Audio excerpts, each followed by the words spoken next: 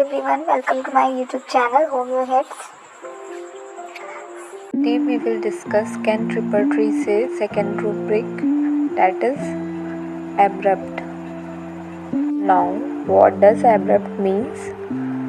Sudden and unexpected, lacking smoothness और continuity. Means suddenly किसी ने कोई कन्वर्सेशन में किसी भी एक्शन में ठीक है उसकी कॉन्टिन्यूटी ब्रेक कर दी तो उसे एब्रप्ट कहेंगे.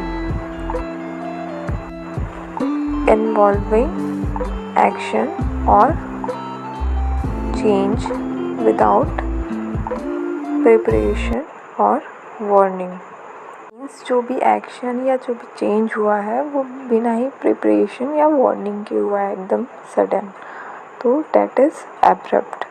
तो हम एग्जाम्पल से समझ लेते हैं. पेशेंट के पास जैसे कोई पेशेंट आया और बिना क्वेश्चन पूछे ही वो आंसर्स देने लग गया कि मुझे ये प्रॉब्लम है, ठीक है. एक ये हो सकता है और दूसरा ये कि किसी क्वेश्चन में उसने खुद बोल दिया कि आई विल नॉट आंसर, तो ये एकदम सडन और एब्रप्ट बिहेवियर होगा उसका.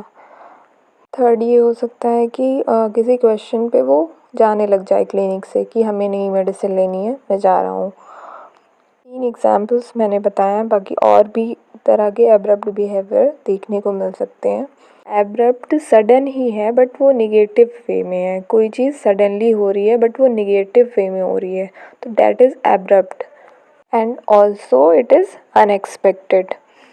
अनदर एग्ज़ाम्पल हम ले सकते हैं एक एब्रप्शियो प्लेसेंटा टर्म जो दिया गया है, वो भी उसमें भी सडन प्लेसेंटा रप्चर हो जाता है, इस वजह से वहाँ पे एब्रप्शियो प्लेसेंटा कहा जा रहा है. आई थिंक अब समझ आ गया होगा. सडन एंड अनएक्सपेक्टेड बिहेवियर को हम एब्रप्ट कहते हैं. में क्या होता है, कॉन्टिन्यूटी ब्रेक हो जाती है.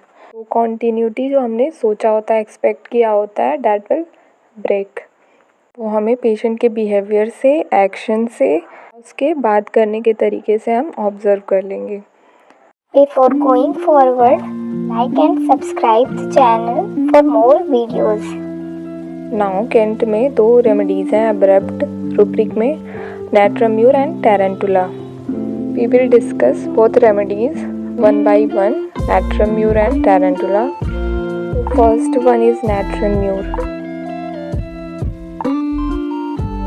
Natramure is reserved and introverted, does not like to share their personal life with others, less talkative, due to unsuccessful relationship. We all know how much introverted Natramure is. बहुत ही कम बात करता है and come लोगों से बात करता है. एक से बात करता है तो सिर्फ एक से ही बात करेगा एंड उसके अलावा कोई नहीं. अपनी बातें भी किसी से शेयर नहीं करता है. इतना कम टॉकेटिव है कि वो अपने पार्टनर से भी एक्सपेक्ट करता है कि वो बिना ही बोले समझ जाए उसकी फीलिंग को. इस वजह से काफ़ी कॉम्प्लिकेशंस होती हैं उसके रिलेशनशिप में. 1-to-1 रिलेशनशिप होता है उसका, कोई तीसरा नहीं बीच में आ सकता. उसको जितना टाइम और अटेंशन दे रहा है वो उतना ही टाइम और अटेंशन उसे भी चाहिए.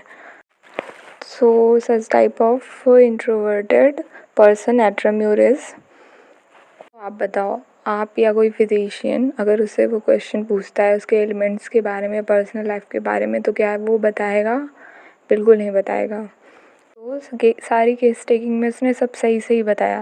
बाद में जब आप उसके एलिमेंट्स पे आते हो या पर्सनल लाइफ पे आते हो तो वो सडनली उसका बोलेगा वो आंसर नहीं करना चाहता, तो आपको उससे एकदम एब्रप्ट आंसर मिलेगा. मतलब सडन एंड अनएक्सपेक्टेड आंसर आपको मिलेगा उससे.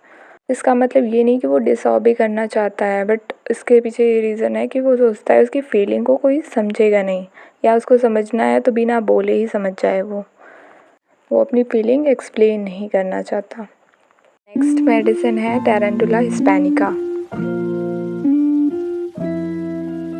एंजियस एंड रेस्टलेस, ये इसकी सारी कंप्लेंट से जुड़ा हुआ होगा.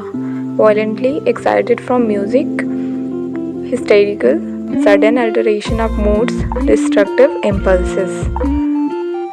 ऐसा बच्चा जो दिन भर खेले जा रहा है बिना थके, उसको भूख और प्यास भी नहीं लग रही है। अगर कोई पूछ रहा है कि बेटा खाना खा लो तो वो मना कर दे रहा है। डॉक्टर के पूछने पे भी वो बोलेगा ये आपके काम की चीज़ नहीं है, ऐसा कुछ बोलेगा कि जिससे फर्दर क्वेश्चंस ना किया जाए उससे, मतलब बात वहीं पे ख़त्म हो जाए, या बिना आंसर किए ही वहाँ से उठ के चला गया। तो ऐसा एब्रप्ट बिहेवियर हम नॉर्मली एक्सपेक्ट नहीं करते हैं, बट टैरेंटुला में ऐसा पाया जाता है।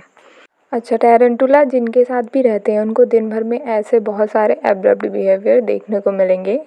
ये मैंने बताया जो फिजिशियन ऑब्जर्व करेगा टैरेंटुला में। होप आपको एग्जाम्पल से समझ आया होगा। Some cross references also there, impetuous and impulsive. इनको I will explain in next videos.